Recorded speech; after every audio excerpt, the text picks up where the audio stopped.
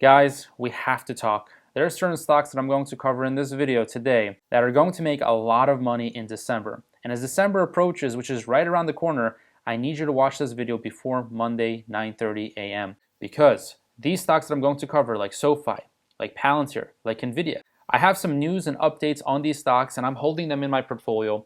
My portfolio is at $4 million and I'm going to be going over my most influential stocks. So I'm holding Tesla, Palantir, I have PayPal, I have American Airlines, SPY, Nvidia. Let's not waste any time and let's jump right into it. Starting with the first stock, which is Sofi.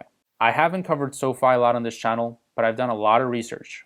And basically, here's why I think Sofi is going to continue to rally. And this is one of the most influential stocks that I plan to actually buy on Monday. So the market is rallying due to a combination of dovish Federal Reserve, all right? Those policies that the Fed is coming out with right now are very dovish, and that's actually going to be a big benefit for Sofi. I'll explain in just a minute. Look, a record $7 trillion is sidelined right now, and that cash is moving towards stock in a big area, and fintech is where the money is moving. Fintech is getting a lot of cash because investors are looking for high yield and attractive opportunities. This market has tons of them. But what is the most attractive? Sofi is set to benefit from falling interest rates, a favorable regulatory environment, which is super important. We know that from Tesla. Regulatory environment is one of the most impactful things on a stock. Also, what's impacting Sofi is tax reforms, and all of this is going to give it a competitive advantage over traditional banks. Now guys, I worked at Goldman Sachs, and when I looked at Goldman Sachs' software and how traditional banks operate their business, I was like, are we in 1990? Like, is this company operating before I was even born? The type of technology that you see at traditional banks is awful.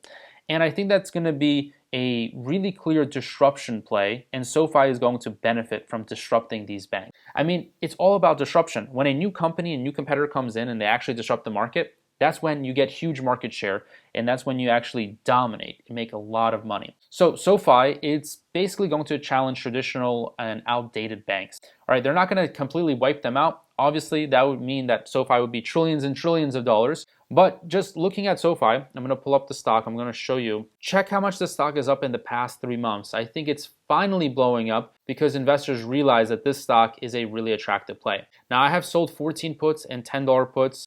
Being honest with you guys, I do not have shares, but at least I show you my entire portfolio, and I'm very transparent about what I have and what I don't have, and I plan to buy Sofi on Monday. I plan to buy it on Monday, although I am very cautious because the price-earnings ratio is very high, but the market cap's only $17 billion. I think this company can be a $50 billion company in the next 2 years. And specifically, what I think is going to make a lot of sense is that Sofi is going to dominate in terms of taking market share from some of the traditional banks, but I also think that they're going to be positioned to capitalize on regulatory modernization, okay? I think that a digital-first banking trend is very clear in the market.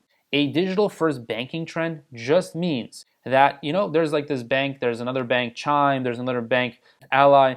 Some of these banks have, storefronts and stuff, but more of these banks are going digital, okay? That means that there is no storefront. That's not like a Bank of America branch where they have branches all over the United States. Becoming a bank that is more digital is actually a genius move because you don't have the cost of having a storefront. You don't have the cost of having brick and mortar, traditional stores where you have to pay for rent, pay for more employees. And this is similar to like a Robinhood play, in my opinion, where Robinhood is, it's a free app, right? They have certain other costs. I won't get into that in this video, but Robinhood has dominated and has democratized finance for everyday retail investors. And I think Sofi is doing something very similar because they can offer cheaper prices, they can offer better services because they don't have the brick and mortar storefronts. Robinhood doesn't have stores all over America like, the other brokerages like TD Ameritrade or Schwab. Schwab bought TD Ameritrade.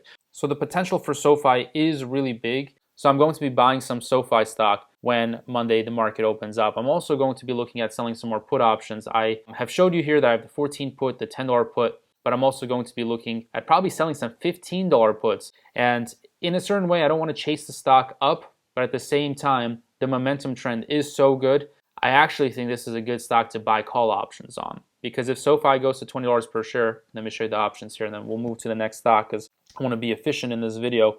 if you look at the expiration date and I go to, let's say, January 17, and I go to buying a call option, you can actually get a really interesting action here on the 15. So I was looking at the 15 this morning. It's a 67 delta. This would be an in-the-money call option. This would be worth $2, so you would have to spend $200. But check it out. If SoFi continues to move up and it goes to $20 per share, you're going to have $20 minus the 15 strike price, which is $5 that you're in the money. So you're spending 2 to make 5, right? Boom, right? That's what you will do if you are also bullish on SoFi. There's no need to sign up for any master classes or free webinars. I'm just giving you guys all my ideas for free. My free content is better than people's paid content. So just being honest with you, SoFi, I'm bullish. And the best way that I would play this is either buy some shares of stock and dollar cost average into it. Number 2, I would sell puts at 15 strike price for January 17.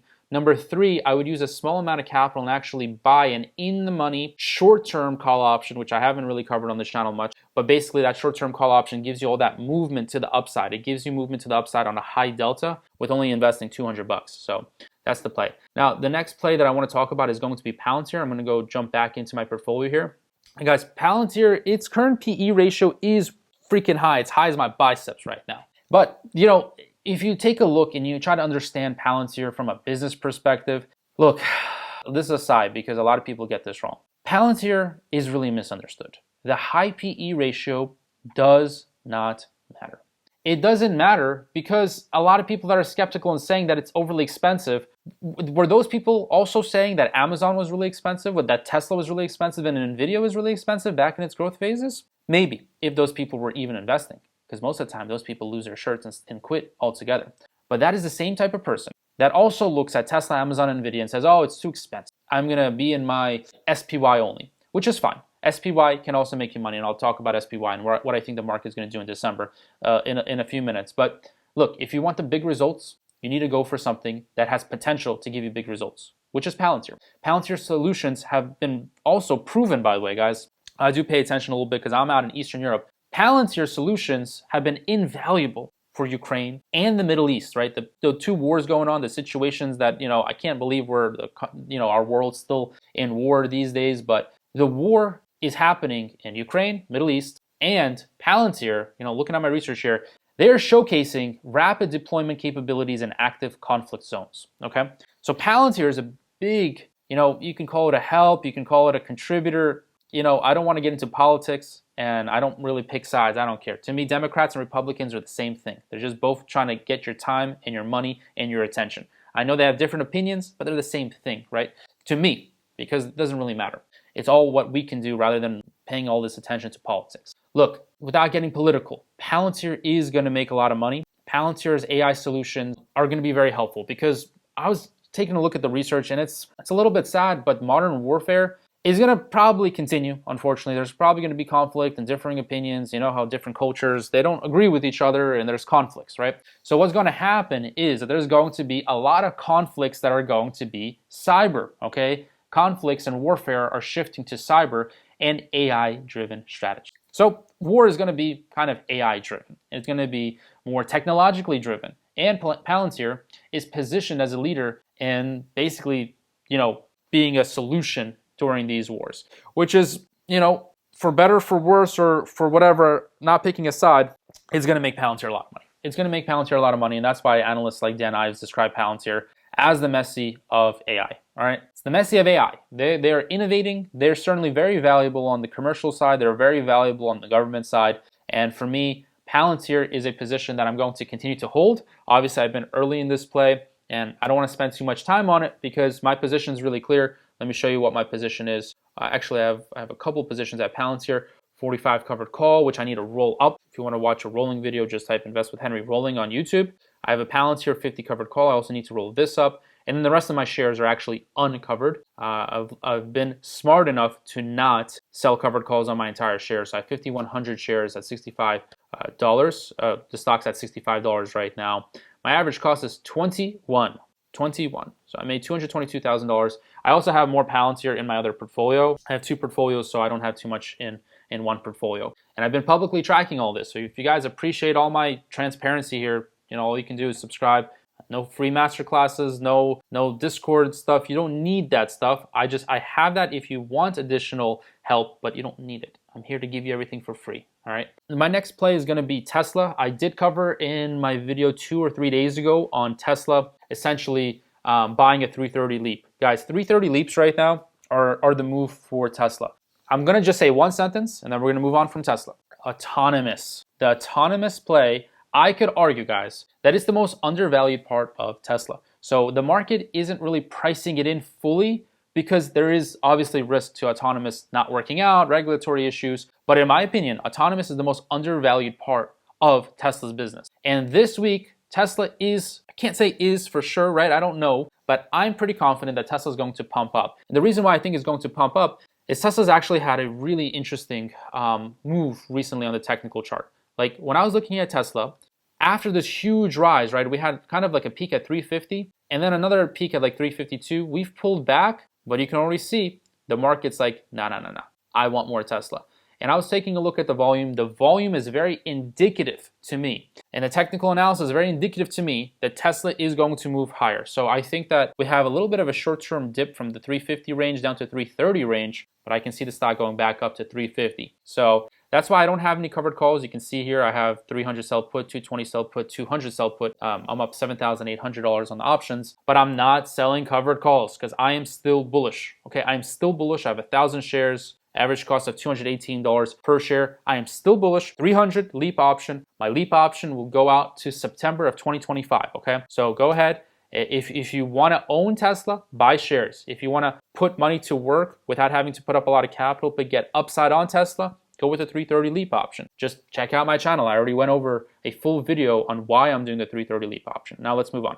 Next stock I want to cover that I think is going to be interesting for this week is Nvidia. Nvidia has been pulling back as well, very kind of similar to Tesla where it has reached, some really nice highs. But now the stock is pulling back towards the 135 range and I'm going to be selling 130 puts. Let me show you here. Let me show you the Nvidia chart. Nvidia has pulled back from about 140s down to 135. Pre-market here, Nvidia is looking pretty good, but for me, I'm going to go for 130 sell put. I have 132 sell put for 12/20 expiration. You can actually go for 130 or 132. Either way, I am bullish on Nvidia and I want to look for entry into Nvidia, more Nvidia shares. Why?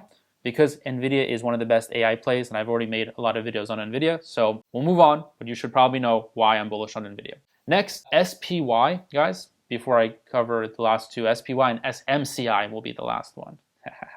Something interesting there. I'm bullish on SPY because I think as we have a new president that is going to be entering office, I'm bullish on the Republicans doing very well. Although, we're going to get some more money printing, etc., the stock market will do well. Mark my words, we're going to have a very strong 2025, and there's a huge opportunity here in the next couple of months to make a lot of money. So I'm just bullish on SPY in general, and SPY, the market, I think will go up about maybe 2-3% or so in December, and then into January, we're probably going to see a further rise because there's something called the January effect, where stocks do tend to rise in January. So look, SPY is good. Now the last stock I want to cover is going to be SMCI because I want to put out a big warning for you guys. All right, SMCI is a gambling stock. All right, it's a gambling stock. There is no reason to own this long term, and if you have a few bucks to throw away, you probably have a 50-50 shot of winning on SMCI. I don't know about you guys, but I'm not into 50-50 bets. I don't like flipping quarters. I like having an edge. I like to have a high win rate. I like to have a high probability of success. I'm not following SMCI closely, and I purposely will not invest even $1 into SMCI, and I think this company is just not a good company overall. I don't like following hype. I like to make consistent, safe, passive income. So I don't care if the stock is undervalued. I don't care what people think about in the short term. What's the point of trying to trade the crazy volatility on SMCI and try to make money 50-50? This company is trash in my opinion, so there's no point of investing. Save your money and invest safe. Last thing, I want you guys to go ahead and check out this video. It's not a popular video. However, it's the really boring but important stuff, and it's the secret option trading strategies to outsmart the market psychologically, which a lot of people are really not into. If you look at the timestamps on this video, I go into the illusion of trading, exploiting ex-dividend dates, early assignment, implied volatility rank, a lot of stuff that I don't typically cover, and I don't typically cover it for good reason. I spent an hour on the video, and we have not that many folks actually interested in this, but I think this boring stuff's important, guys. So check out this video. There's a lot of stuff about overconfidence, false safety risk, consistent approach, data-driven examples, anomalies, buying options fallacy, portfolio examples, volatility, and honestly, just how to outsmart the market. I think this video is really worth watching, and it's kind of upsetting I can't make content that actually helps you guys. So if you actually want to make money in this market, please watch something that might not be the sexiest video or this once ever opportunity to quadruple your money, but actually get better at trading options and psychology and trading. It will do you a big benefit. All right, I'll leave that video right here, right now, and I guess I'll see you guys soon.